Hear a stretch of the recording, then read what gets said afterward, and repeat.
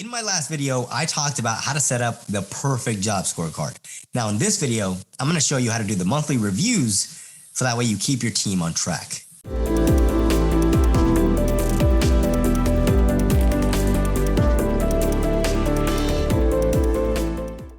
So if you're watching my screen, you're going to see that we have the monthly review right here. So these are the same job scorecards that I was showing you guys in my last video. Now, the reason this is important is because you need to have monthly calls with your team going over the job scorecard to see if they enjoy the company, to see what their rating is, and all of that stuff. So I'm going to go through that, and I'm actually going to show you the KPIs, the bi-weekly reviews, all in this video. So that way you can have a good team, good solid team that is held accountable, and you know your position as a CEO in the company. So the monthly review looks like this. There's going to be a summary right up above. It's going to have a rating. It's going to have a positive. It's going to have an area of improvement, changes, and then next month what they need to have, what they need to do for success. So the rating would be like an example, like you would give an A- or an A+, or, you know, maybe not an A+, just an A, but B-, C's, things like that, right? Positive, what they did well, areas of improvement, what they didn't do well, what needs to be improved, changes that need to be made moving forward, and then define what would be massively successful for the next month ahead. Now, there's a self-rating, something that they have to do, and then there's direct support notes. So you are not filling this part out, they are. You're going to ask them, or they should be filling this out ahead of time before they hop on a call with you. And then you should be reviewing it first before you hop on a call with them. But it says, I feel confident about the direction the company is headed in. So if they say anything below, and they can't choose an 8. So they have to choose anything but an 8, either a 7 or 9 or, you know, things like that. So if they put anything 7 and below, it's something that I talk about with them. If they put anything 9 and above, we don't talk about it. Usually, but I give them praise for it. So if they don't feel that confident where the direction of the company is headed, then you need to have a talk about that, right? Because they're your team members. They have feelings and things like that, right? So anyways, they're filling that out. I feel good about the decisions made this past month. Do they see you as a leader? Are you doing the right things, right? I enjoy working with Influencer Press, this company. Remember, if it's at a 1 or something like that, they're probably going to leave. And then team, I'm confident in my team's ability. So that department, right? Not the whole team, but their department, fulfillment team, operations, marketing, sales. And then I'm confident about the company's ability. I feel like I communicate clearly and kindly with the team. I feel like I'm present and when I interact with the team. And then the role, I feel clear about my role expectations. Now, if it's anything below a 7, honestly, that's bad because it's literally in the job scorecard what their role expectations are, right? Same thing with responsibilities and KPIs. So that's something that you really need to have a talk about, okay?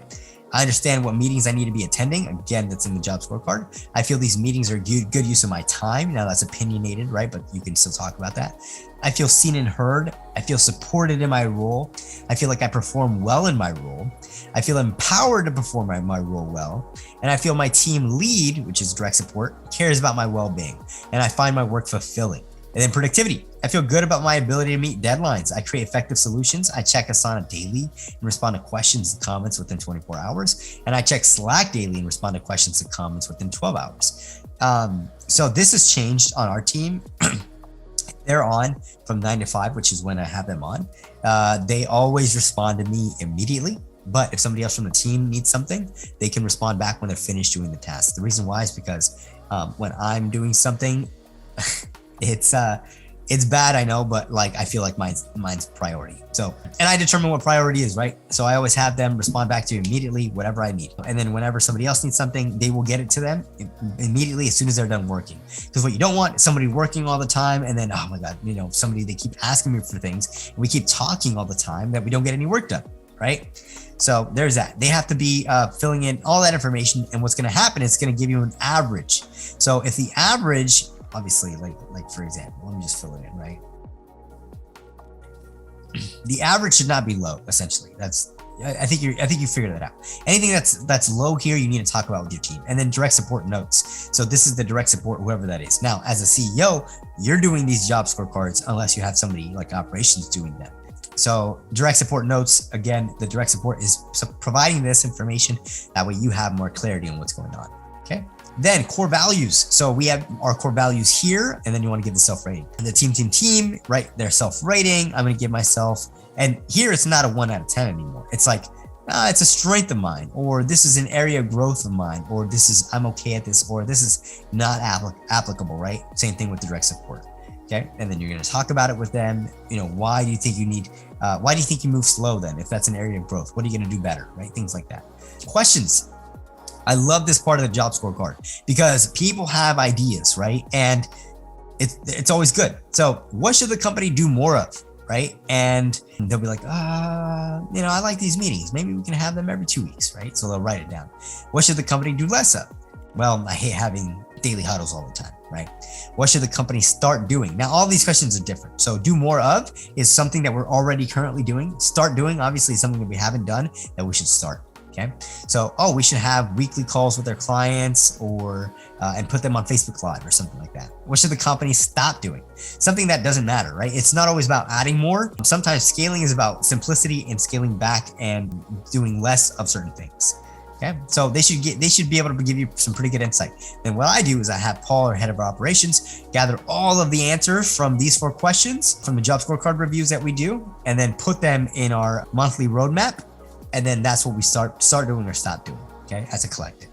Now, responsibility rating. So if you saw the first video, you'll see it, each of the responsibilities are different for each team member. They're going to give themselves a self-rating of strength, area of growth, things like that. The direct support will give theirs. And then at the end, you give their rating. So, okay, cool. So, we talked about all of this, things like that. I think you got a C for the month, right? You didn't do so well. Why? Because you have so many areas of growth here and, blah, blah, blah, blah. Or A, you did a phenomenal job. I think, what you did well was this and areas of improvement. Just because they got an A doesn't mean they're perfect, right? So they can always do something better. Changes, what they need to do moving forward, and the next month's success. So what would be massively successful? So if you continue doing this, but you did it at 2x speed, we can optimize blah, blah, blah, right? So this is the monthly review that you should be having with your team members for everything, operations, client fulfillment, sales, all that stuff. And then Kpi Bi-Weekly Reviews. So this time frame is from here, this KPI. So it gets put in here. So bi-weekly review, you always want to see this and measure it. So time frame, KPI, right? Time frame is 3 months. So that would be 3 months in here. Level, is it primary or a secondary KPI? So, and then minimum, the goal, the stretch, add their actual results, their time frames, things like that. So this is always important to have, and you always want to review it every 2 weeks. Okay. So same thing, it'd be different for Diane. It's KPI's bi-weekly review. Different, it gets taken. You don't even have to input it in this job scorecard. It gets taken literally, and then it has it right here, right? So video testimonials are secondary because 10 out of 10 and client happiness and fires, all of those are primary. Video testimonials come from this byproduct of 10 out of 10 NPS ratings, client happiness, and no fires. So cool. I hope you liked this video. I went over what it looks like not to only have a good job scorecard in the first video, but in this video, how to actually utilize it and set up a monthly review so where you can actually make sure that they feel confident in the company and their role and their purpose here. So if you like this video, like, subscribe, and in the next video, we'll be showing you some more systems and operation stuff.